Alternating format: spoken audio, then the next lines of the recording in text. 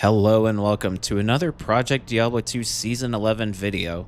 As it says in the title, I will be doing Ubers and Dclone on the hardcore solo self-found Lightning Strike Amazon.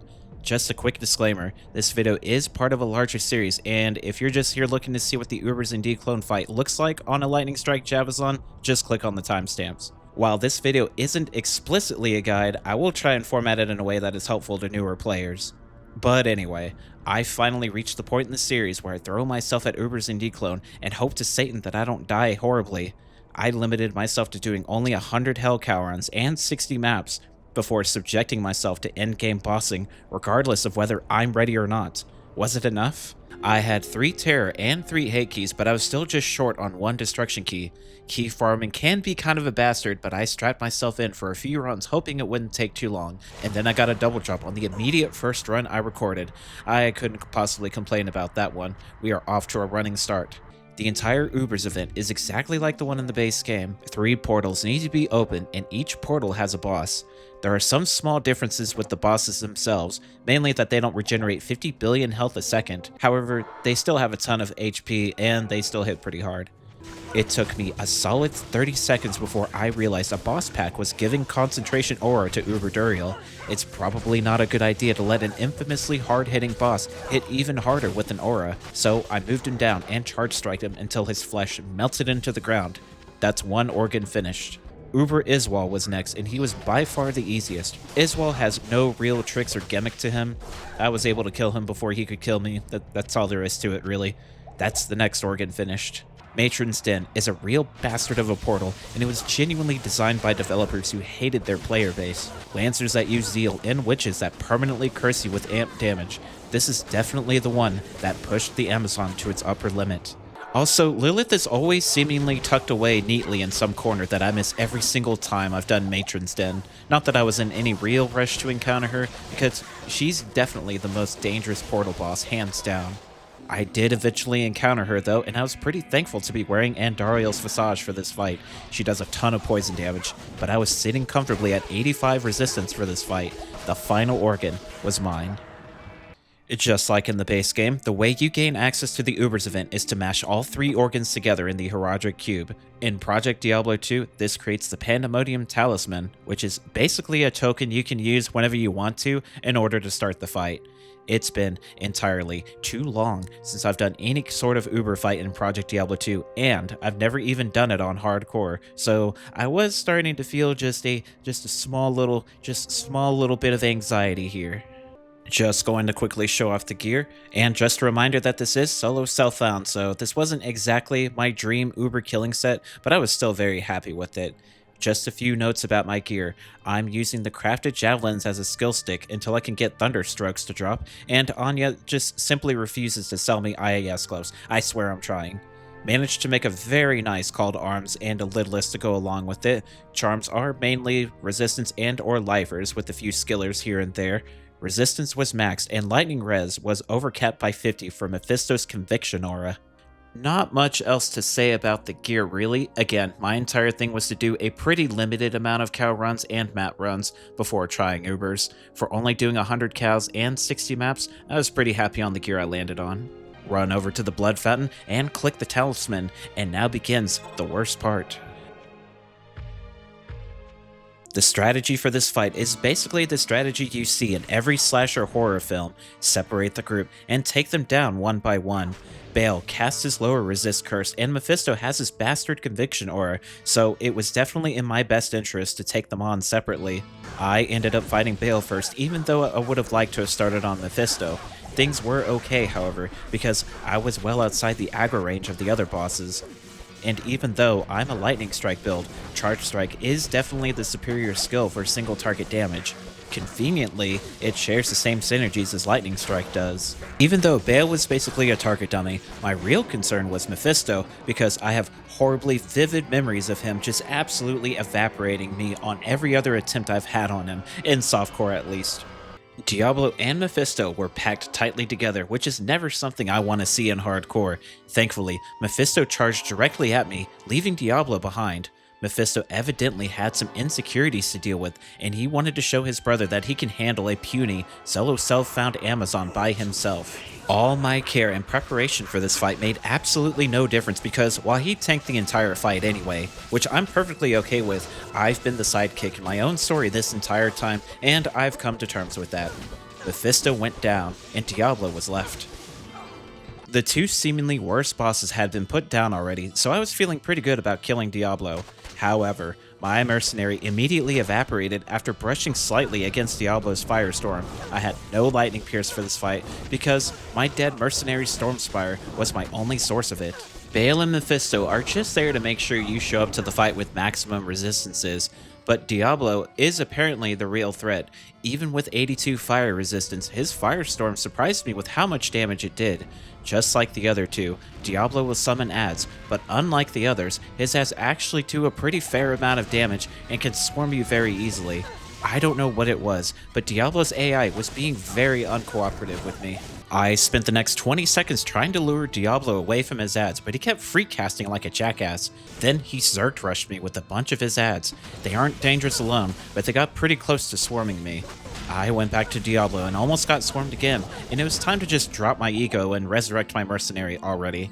3 portals are open when the Uber event is active, and each one will close if you re-enter it. Basically, I'm allowed to attempt Ubers 3 times. There used to be 0 portals for a while, and if it were still the old system, I would have failed this attempt, as hard as that is to admit for me. I cleared his adds down to a more manageable number, and then I went after Diablo as fast as I could before he could evaporate my mercenary again. He caused a lot more trouble than he should have, but he finally went down. The Hellfire Torch Drop, along with the Black Soulstone, one of the materials needed to fight Dclone. Now it was time for me to identify a unique large charm. Since I am solo self-found, any torch that added vitality and resistance would have been perfect for me, even if it were a 35 vitality necromancer torch. Instead, it ended up being a freaking Amazon torch with almost perfect vitality and 16 all-res. This thing, seriously, made my puny little mind explode. I would have to kill Ubers like 500 times to get a better torch than this. With such a great torch, my first thought was, man, it would suck real bad if I died to Dclone. I showed off my gear at the beginning, but I didn't show off the stats, which is my bad. Level 92 with enough strength to wear a storm shield. The extra strength is coming from Andy's helm. Enough dexterity for thunderstrokes that refuses to drop, but the block chance is pretty fine also. Rest in a vitality, of course. Lightning Strike with synergies were maxed out, of course. I also maxed out Valkyries, added 1 point into each of the passives, and split the rest into dodge and evade. Basically, this is my mapping spec. Not exactly min-maxed for Ubers, but it definitely worked. I enjoy a build that I can run maps and Ubers on, but there's still one fight left for me to do, and it's going to be a real bastard. I had to start thinking about what gear I can use in my shared stash in order to survive the Dclone fight. Before all that, there is one more thing left for me to farm. It's time to do a little magic finding. The final material I need is called a Primeval Soul, and it drops from Diablo and Bale. Chaos Sanctuary is much more convenient to farm, even though there are lightning immunes on the map. And it just so happens to be a decent little spot for finding items and runes. This is also the final chance for me to get Thunderstrokes before I get nuked by Dclone's lightning hose. On the 5th Chaos run, I found a unique Colossus sword, which I very easily confused with the Colossus blade. This was Odium, a PD2 sword that has an enormous amount of cold pierce. I kind of wonder if this might be good for a cold enchant bear sorceress. Then I stuffed it into the Project Cube and slapped 10% FCR on it. Sockets would have probably been better. On the 11th Chaos run, Diablo dropped a shiny unique ring. This ended up being a Ravenfrost, which is not a mantled heal ring. It slammed for extra dexterity, bringing it to a total of 27 dexterity overall. And on run 18, Satan dropped yet another unique ring. Once again, it was a Ravenfrost, because other rings simply don't exist anymore. It slammed for attack rating, bringing the total to 314,000 billion trillion attack rating. And after destroying Hell 19 times, Satan finally dropped his Primeval Soul, the final material I needed in order to fight Dclone. If this thing actually contains Satan's soul, I could theoretically destroy it, causing Diablo 3 and Diablo 4 to never happen, but I'm simply not that kind of hero. My sole purpose is to risk my life for a small amount of treasure. The Vision of Terror was made. I needed to rearrange my gear in order to be properly prepared for the Dclone fight. The most important thing to me was to get a solid 90% fire resistance, since fire is the biggest threat for that fight. Not only that, but I also needed to be overcapped by 50 due to the bone spirits giving a minus 50 fire resistance debuff. At least that's what the guides recommend. I had an 8% Nokazan that would have put me right at 90% fire resistance. However, I would have lost the plus 2 skills for Mara's. The other option was for me to put 2 Vex runes in my shaft stop, which also would have put me right at 90 fire resistance, allowing me to bring Mars to the fight. Technically, doing Dclone with the Nokazan is perfectly fine. The fight really isn't a DPS race by any means. However, I wanted to have the best chance possible at beating Dclone, so I cleared out my sockets in my shaft stop and inserted 2 Vex runes and a low rune, bringing my fire resistance to 90 and my lightning resistance to 87. At this point, the only thing I was missing was some extra cold resistance. Dclone has a one-shot screw you mechanic, which is a Bale Nova that does enormous cold damage. However, it is completely avoidable. Unfortunately, I had no Ohm runes available. All I had was Ravenfrost, a singular plus 2 max res slam, and anxiety. My final gear swap was some new crafted javelins that landed the same amount of plus skills as well as some faster run walk. I used a puzzle piece on the new javs and the old ones, and sadly I only landed 1 socket on each of them. If I had 2 sockets, I would have been able to reach the 9 frame breakpoint with 2 shale runes and a pair of 320 gauntlets. Unfortunately, reaching 9 frames is a bit like finding thunderstrokes. It is simply impossible for me to do so. I ended up putting my one and only 4/4 lightning facet in the new jabs in order to maximize my chances of success. Not something I'd recommend, but again, my whole thing here is to use exactly whatever thing was available to me at this point in time. Okay, it's finally time for me to start stabbing Uber Satan in the face. The immediate first thing I do is to buff myself with battle orders, because the fight will automatically remove any pre-buffs you have on you. Any summons and mercenaries are also removed. My mercenary's head exploded as soon as he saw the Super Devil. I was pleasantly surprised with how much damage Charged Strike was doing. After losing a certain amount of HP, he goes into his first ad phase, the first out of a total of 3. A bunch of melee skeletons are spawned and they seemingly have high HP and a ton of resistances. The ad phases were definitely the hardest phases for me because these guys were shockingly tanky and could inflict a bunch of damage if they surrounded me. Dclone is completely immune to damage during his ad phases, and I have to murder everyone in front of him before I'm allowed to damage him again. I got Dclone under 75% health, and this is when his Bale Nova phase starts. I hid in absolute terror behind the pillars because these Bale Novas will legitimately kill me in one shot. The fight continues normally after the Nova phase, except now there's a bunch of meteors.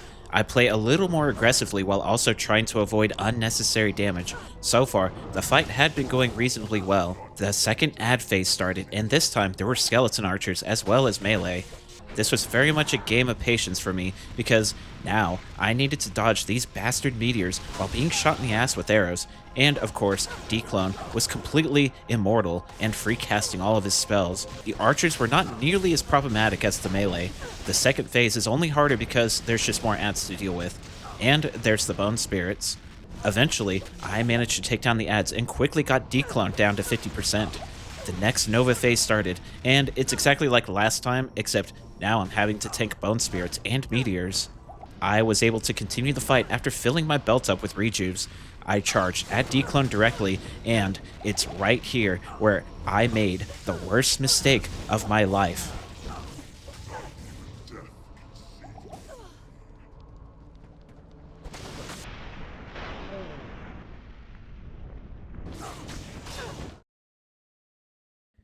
I inflicted so much damage to Dclone that he ended up double phasing. He simultaneously went into his third ad phase and he started firing off Bale Novas. It completely caught me off guard, and I hadn't realized it until seeing the footage that I actually got hit with it.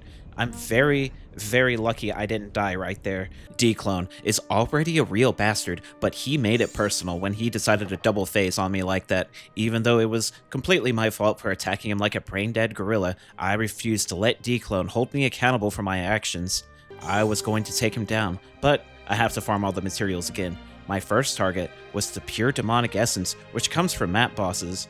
The bright side is that I get another opportunity to do some more map farming, and right here I found a unique Colossus girdle that was looking very shiny on the loot filter. This was Stiggered Staunch, an item that's really hard for me to say for some reason, and it screams mercenary belt to me. But it's also probably super good for a hardcore barbarian. I jammed a shard into it, and I got thorns based on character level. That is a thing, apparently.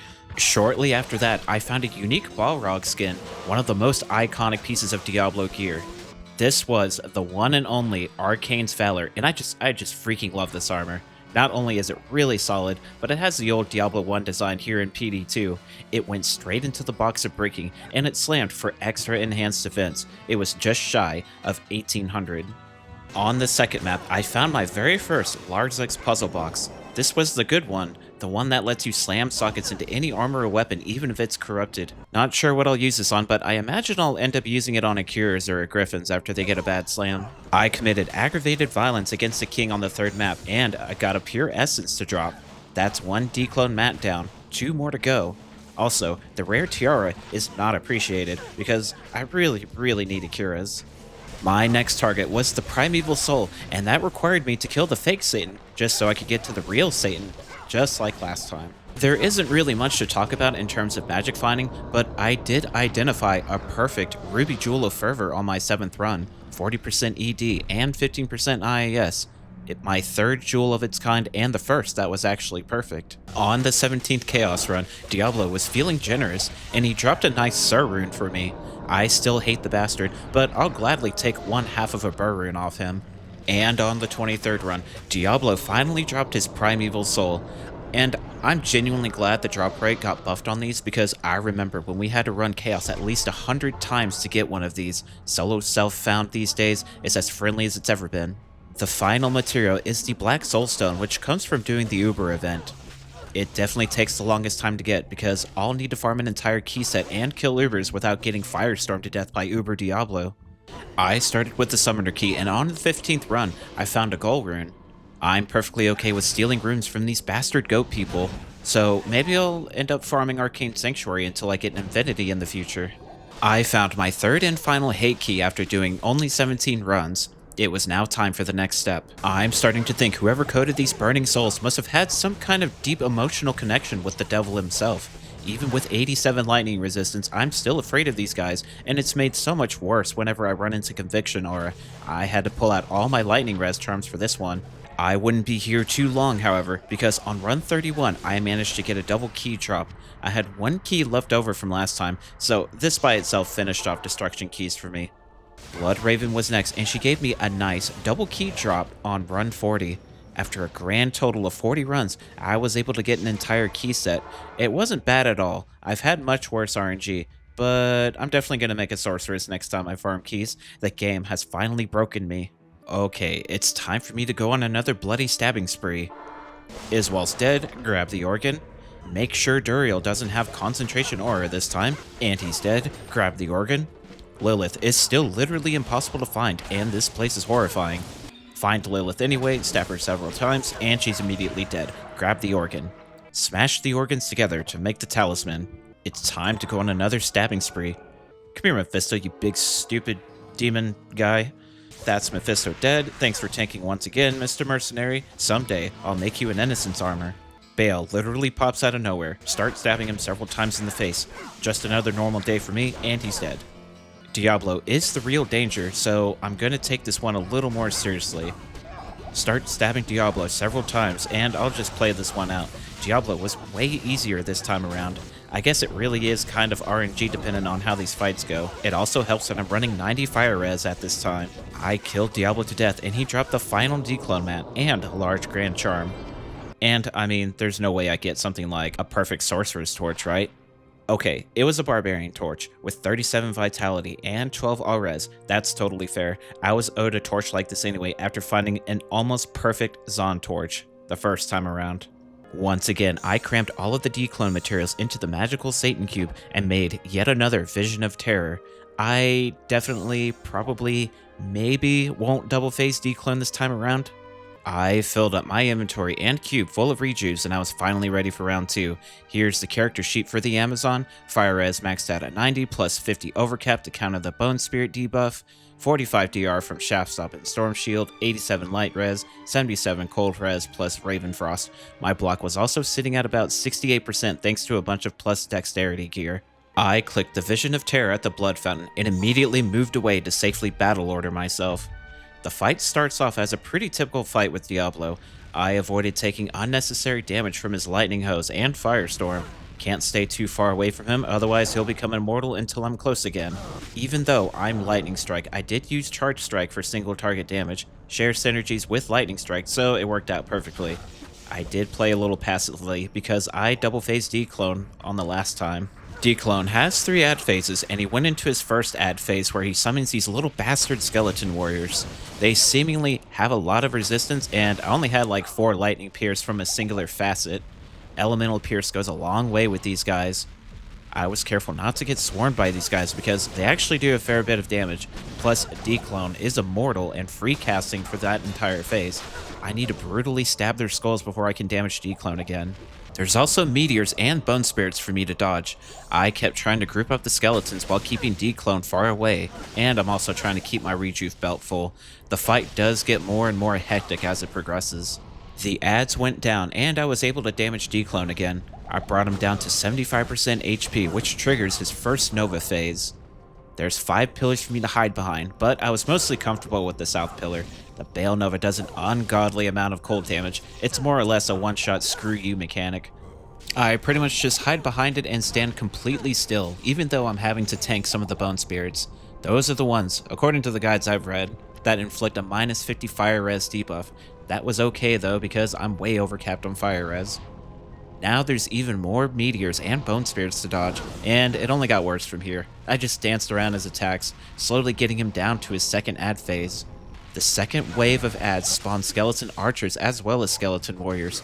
Just like last time, I needed to kill off all the ads before I can damage Dclone again. Pretty much the same, just more ads to deal with. The ad phases were definitely the hardest for me to deal with.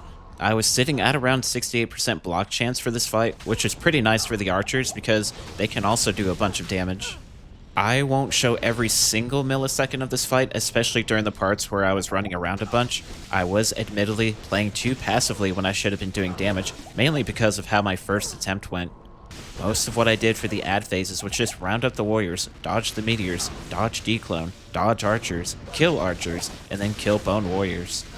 Eventually, I did get his ads down, and I was able to get Dclone down to his second Nova phase reasonably quickly. Same deal as last time, hide behind pillar and wait. I could have just moved up slightly to avoid the burning fire I was literally standing in, but I didn't want to risk moving the slightly wrong way and get my head exploded. The fight was pretty much at its worst, and I was just trying to hold it together while getting pelted by several thousand meteors. Same deal as last time, I needed to get Dclone to trigger his third and final phase. The final ad phase spawns a bunch of skeleton mages as well as archers and warriors. This was the longest phase for me, and in an ideal world, I would have been wearing a cuirass with some facets to make these go by a lot quicker.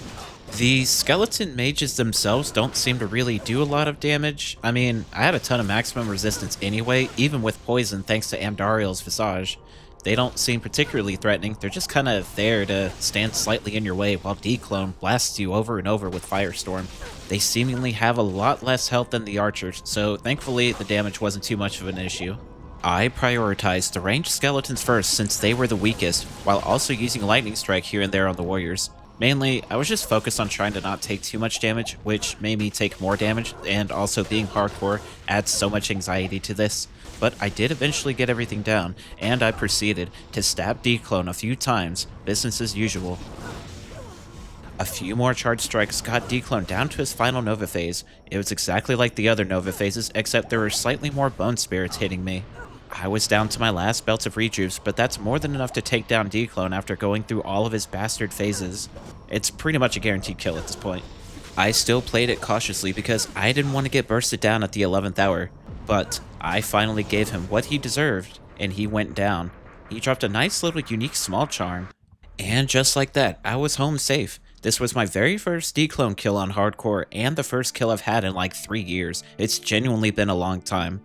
I grabbed a singular ID scroll to identify my new Anni charm. It ended up being a 40 vitality 12 all-res roll, along with the absolute bare minimum experience gained. And I'll be honest, I was totally fine with it. I felt lucky to even have this thing on hardcore solo self-found, so I gladly put it in my charm inventory, and that's that. I am going to have to farm a better one though. And I'll go through the gear I used in order to beat Dclone. Some crafted javelins I use as a skill stick until I'm able to find T-strokes. Skill gloves with dexterity because Anya still refuses to sell me 320s. I tried for like an hour before doing Dclone. Stone of Jordan because it's Stone of Jordan. T-gods with +2 max res. Ravenfrost. Water walks with the random corruption. 3-socket storm shield with Shaftstop with Vex low. Andy's helm. And a perfect Mares. A +6 call to arms along with the lidless wall. I didn't show charms, but I had 3 skillers, the rest were either life or resistance charms, and a 58 Zon torch which dropped from the first Ubers. I limited myself to only doing 100 Hell Cow runs and 60 maps to see if I could get the gear in order to do Ubers and Dclone. I can finally answer the question, was it enough for me? Well, technically no, because I failed the first one, but like, it technically was enough because I didn't find any gear upgrades while farming keys and mats. It was good enough. I also technically extended this challenge to Rothma and Lucian, and look, I'll just say it, there's no way I can do Rothma right now, I'll just instantly die. But I was happy with getting a torch and an Anni charm, so I'll just close this chapter of my progression. I am planning to continue the Amazon series, and I'll eventually try Lucian and Rothma after doing a few more maps. Although this video wasn't necessarily a guide, hopefully you found it helpful if you are looking to see what Ubers and Dclone looks like on a Lightning Strike build. Thank you all so much for the support you've shown lately. If you enjoyed the video, do consider leaving a like and subscribing to the channel. Take care and stay safe.